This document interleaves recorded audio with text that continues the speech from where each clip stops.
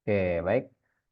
Di sini sertifikasi BNSP dengan skema digital marketing ya. Eh, jadi kompetensi itu sangat penting saat ini ya. Bahkan kompetensi itu menjadi standar ya untuk rekrutmen dari perusahaan ketika merekrut dari calon karyawannya. Jadi kompetensi itu atau skill menjadi sangat penting. Nah, cuma sekarang skill dibuktikan dengan sertifikat. Ketika kita melamar biasanya ada item-item misalkan memiliki kemampuan dalam hal digital marketing. Nah, membuktikan bahwa sebenarnya kita memiliki kemampuan.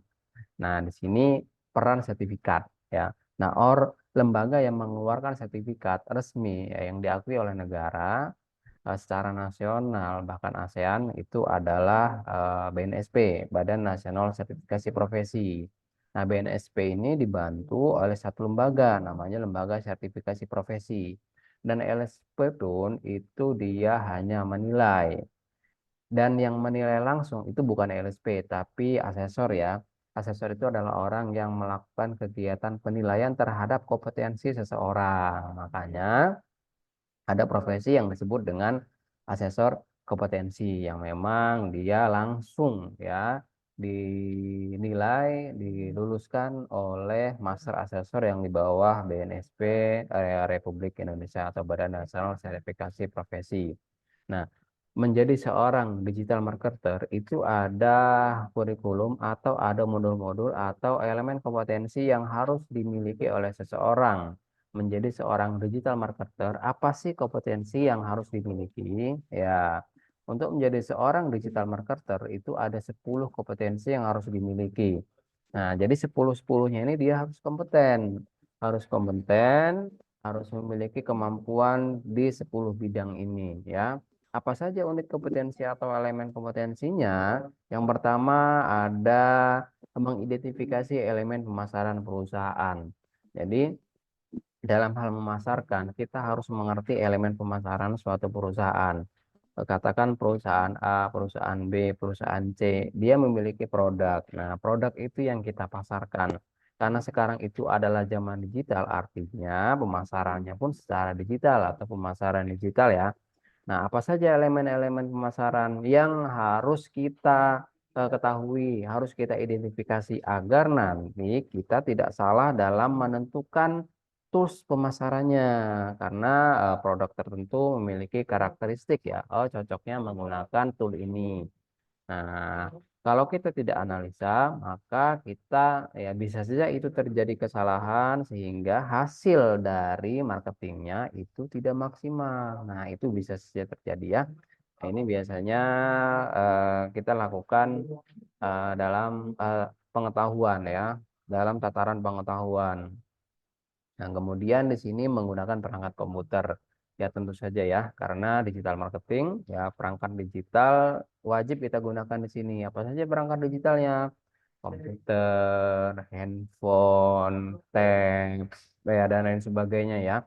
Di sini kita menggunakan perangkat komputer itu wajib. Wajib hukumnya kita mengerti komputer ya, mengerti perangkat digital. Karena kalau enggak ya gimana ya, namanya juga pemasaran digital atau digital marketing. Kalau sampai nggak ngerti perangkat komputer, perangkat digital, ya nggak bisa dong ya. Yang ketiga adalah menggunakan aplikasi media sosial. Saat ini banyak marketing yang dilakukan melalui media sosial ya. Bahkan memang khusus ada yang disebut dengan sosial media spesialis atau sosial media ads ya. Pemasaran menggunakan media sosial ini menjadi salah satu elemen kompetensi dari digital marketing.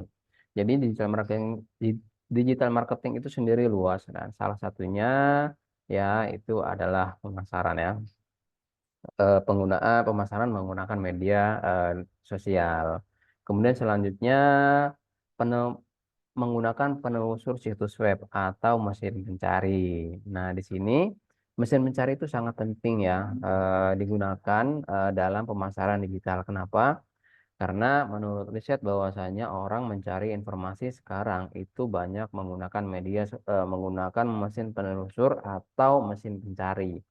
Nah, ketika kita mencari sesuatu, katakan mencari informasi sekolah, mencari informasi bahan kuliah, mencari informasi suatu bisnis, itu di mesin mencari.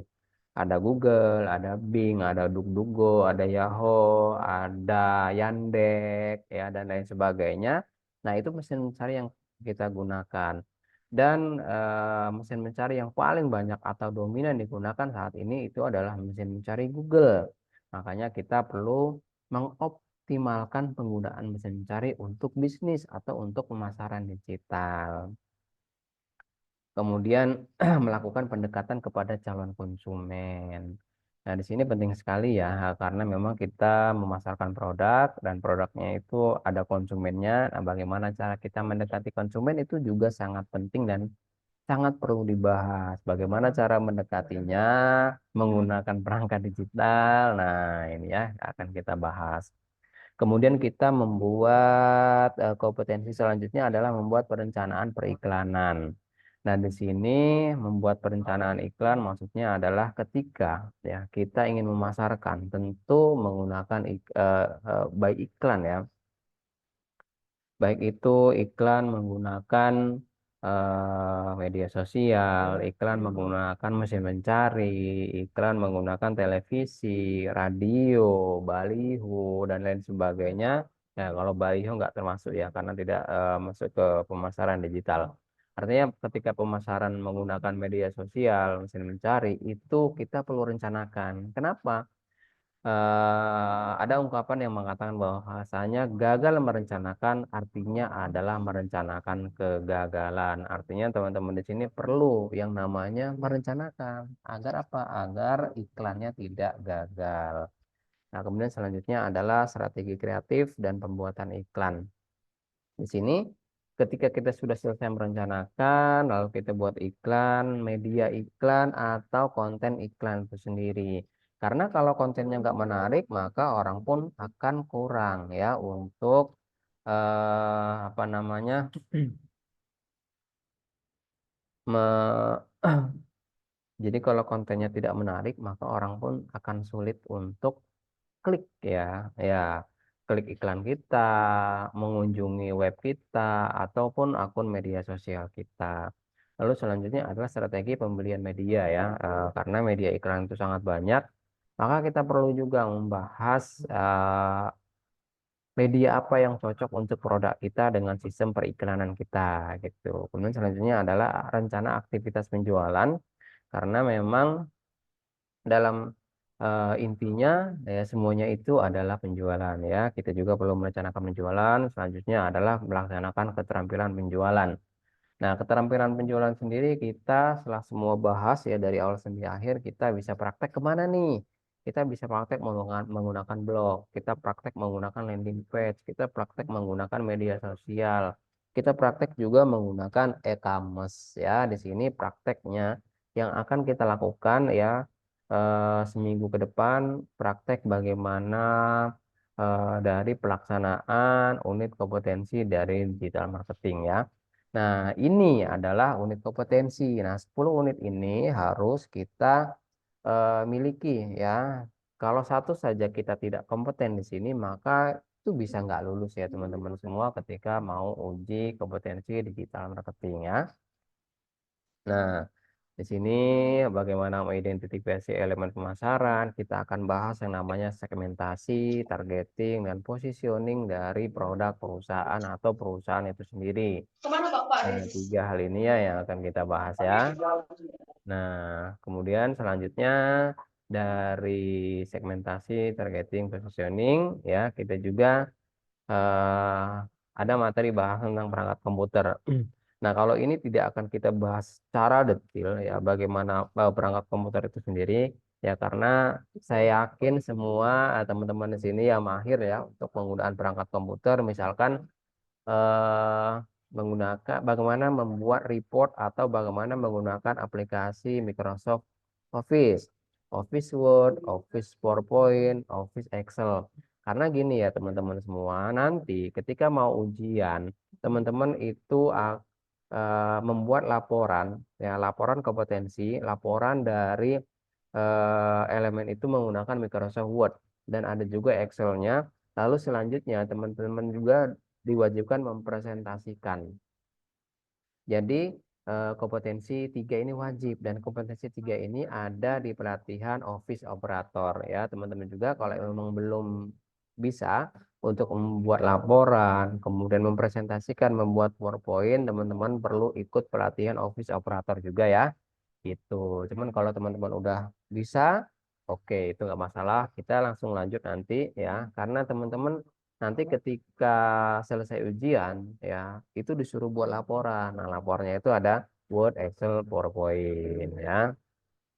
Kemudian selanjutnya di sini menggunakan aplikasi media sosial ya, Instagram, Facebook, Twitter yang sudah berganti dengan X ya. Nah, di sini bagaimana sih menggunakan pemasaran menggunakan media sosial ya. Media sosial. Nah, ini media sosial. Sekarang nambah lagi ya media sosialnya itu ada media sosial Threads ya. Kemudian juga bisa menggunakan YouTube dan media-media yang lainnya ya, media sosial yang lainnya. Cuma di sini nanti yang menjadi konsen adalah Instagram ataupun Facebook ya, Meta. Kemudian selanjutnya adalah bagaimana nih melakukan pendekatan kepada calon konsumen, bagaimana building need, bagaimana building trust ya, bagaimana membangun keinginan daripada konsumen.